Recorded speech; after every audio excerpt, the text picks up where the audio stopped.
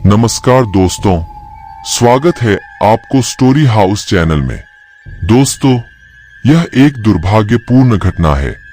एक बार फैजाबाद जिले के गौरा घाट स्टेशन पर एक दुर्गेश नाम का ऑटो ड्राइवर अपनी ऑटो लेकर खड़ा रहता था। जो भी सवारी आती थी उसे वह बैठा कर उसके घर छोड़ता था और अच्छा खासा पैसा कमाता था। एक दिन की बात है कि उस दिन जोर जोर से बारिश हो रही थी और रह-रहकर बिजली चमक रही थी। रात के समय साफ साफ कुछ दिखाई नहीं दे रहा था। वह वापस अपने घर को आने का सोच ही रहा था। उसे याद आया कि 1 घंटे बाद एक पैसेंजर ट्रेन आने वाली है और वह फिर से वहीं पर रुक गया। इतने में और घना अंधेरा छा गया। अंधेरा इतना था कि एक हाथ को दूसरा हाथ दिखाई नहीं दे रहा था। इतने में ट्रेन आ गई और बिजली रह-रहकर चमक रही थी। तभी ट्रेन में से एक सुंदर सी लड़की बाहर निकली जिसकी उम्र 19 या 20 साल रही होगी। उसके कंधे पर बैग और हाथों में सूटकेस था। मानव शहर से कोई परी आ रही हो और वह सीधे मेरी तरफ आकर रुकी और बोली, मुझे रामपुर जाना है, क्या आप मुझे वहां तक छोड़ दोगे? मैंने बोला, मेम साहब, अगर आप अभी चलोगी तो 700 रुपए लूंगा और अगर सुबह चलोगी तो मैं आपसे 200 रुपए ही लूंगा।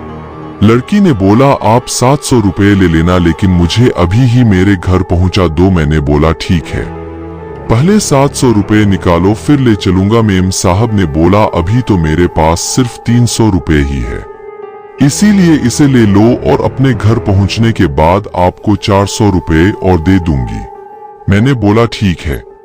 मैं मेम साहब को उनके घर ले आया और बोला कि आप जाओ और पैसा लेकर आ जाओ। मेम साहब अंदर चली गई। आधा 1 घंटा बीत चुका था, वह अंदर से बाहर नहीं निकली। तो मैंने सोचा चलो मैं ही अंदर जाकर पैसा मांग लेता हूँ। रात के करीब 3 बज चुके थे। जब मैंने घर का दरवाजे खटखटाया तो अंदर से एक माताजी अपनी आंखों को मलते हुए दरवाजा खोला और बोला, आप कौन हो? इतनी रात को क्यों आए हो और क्यों जोर जोर से आवाज मार रहे हो? मैंने बोला कि जो अभी थोड़ी देर पहले मेम साहब आई थी, उन्होंने मेरा पूरा किराया नहीं दिया था, इसीलिए मैं अंदर आया हूँ। माताजी ने बोला कि यहाँ पर तो केवल मैं और मेरे पति रहते हैं, यहाँ पर तो कोई मेम साहब नहीं रहती है। कुछ बरस पहले यहाँ पर मेरी बेटी रहती थी, जो अब नहीं है। मैंने पूछा, क्यों माताजी, अब वह कहाँ रहती है? बात करते करते सुबह हो गई। अचानक मेरी नजर दीवार पर पड़ी। तभी मैंने देखा कि मेम साहब की फोटो दीवार पर लगी हुई थी। तब मैंने बोला कि माताजी जी, यही मेम साहब थी जिनको मैं लेकर आया था।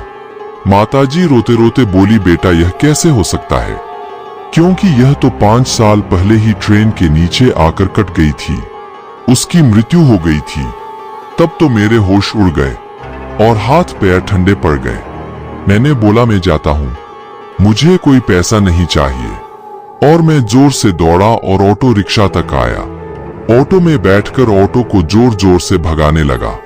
तभी मेरी नजर पीछे वाली सीट पर पड़ी तो मैंने देखा कि 400 रुपए पड़े थे। मैंने पैसे लेकर मंदिर में चढ़ा दिया और भगवान से प्रार्थना करने लगा कि मेम साहब की आत्मा को शांति मिले। और तभी से ही मैंने रात को ऑटो चलाना छोड़ दिया। मेरी किस्मत अच्छी थी जो मैं बच गया।